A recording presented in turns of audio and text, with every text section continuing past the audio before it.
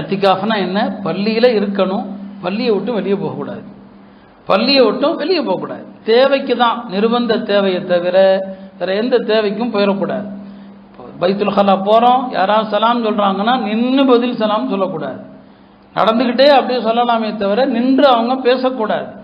சும்மா சாதாரணமாக என்னங்க, தொழுகைக்கு உதவு செய்கிறதுக்கு வெளியே போகலாம், ஆனால் நஃபிலான உதவுக்காக கூட வெளியே போகக்கூடாது. வெளியே போகக்கூடாதுங்கிறதான் ஏத்திகாஃபுடைய பிரதான சட்டம். இப்போ கொஞ்சம் ஏத்திகாஃப் இருக்கிறவங்க அதில் அலட்சியம் காட்டுறாங்க, வெளியே போயிடக்கூடாது. இப்போ வணக்கங்கள் சில வணக்கங்கள் மறந்து செஞ்சால் அந்த வணக்கம் முறியாது, சில வணக்கம் மறந்து செஞ்சால் முறிஞ்சு போயிடும். இப்போ நோன்பு வச்சுருக்கீங்க, நோன்பு வச்சுட்டு மறந்து சாப்பிட்டா நோன்பு முறியுமா? முறியாது. மறந்து சாப்பிட்டா முறியும். நபிஸ்லாம் சொல்லிட்டாங்க, ஒருத்தர் நல்லா சாப்பிட்டாருங்க, நோன்பு வச்சு நல்ல புரோட்டா கறி அடிச்சிட்டாரு, சாப்பிட்டு முடித்த பிறகு ஞாபகம் வருது.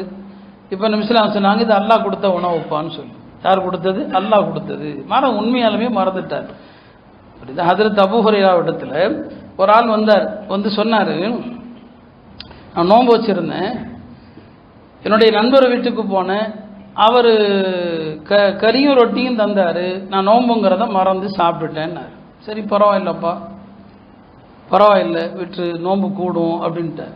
அடுத்து சொன்னார், அப்புறம் கொஞ்ச நேரம் கழித்து என் வீட்டுக்கு போனேன், அவங்க பால் கொடுத்தாங்க, நோன்புங்கிறத மறந்துட்டேன், பாலை குடிச்சிட்டேன்னாரு.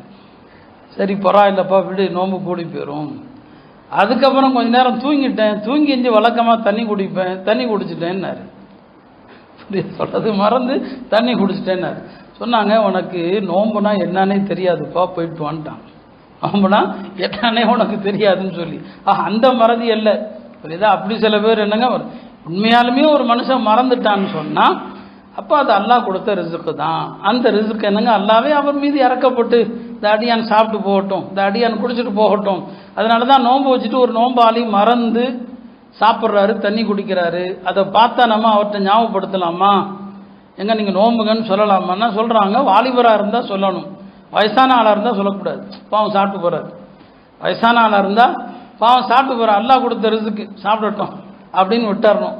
இள வயசுக்காரராக இருந்தால் சொல்லணும்னு சொன்னாங்க. அப்போ நான் சொல்ல வந்தது என்ன, சில வணக்கங்கள் மறதியினால முறியாது, சில வணக்கம் முறிஞ்சிடும். ஏத்திகாஃப் இருக்கிறவர் மறந்து வெளியே போனாலும் முறிஞ்சு போயிடும். பள்ளிவாசல் எல்லையை விட்டும் ஞாபகத்தோடு இல்லை, மறந்து வெளியே போனாலும் முறிஞ்சு போயிடும். அதனால் ஏத்திகாஃப் இருக்கிறவங்க இந்த பள்ளியில் இருக்கணும், பள்ளியை விட்டு வெளியே போயிடக்கூடாது. இதுதான் அடிப்படையான விஷயம். அதில் சில காரியங்களுக்கு வெளியே போகிற விஷயத்தில் கருத்து வேறுபாடுகள் இருக்குது. அந்த சட்டங்கள் ஏத்திகாஃப் இருக்கிறவங்களுக்கு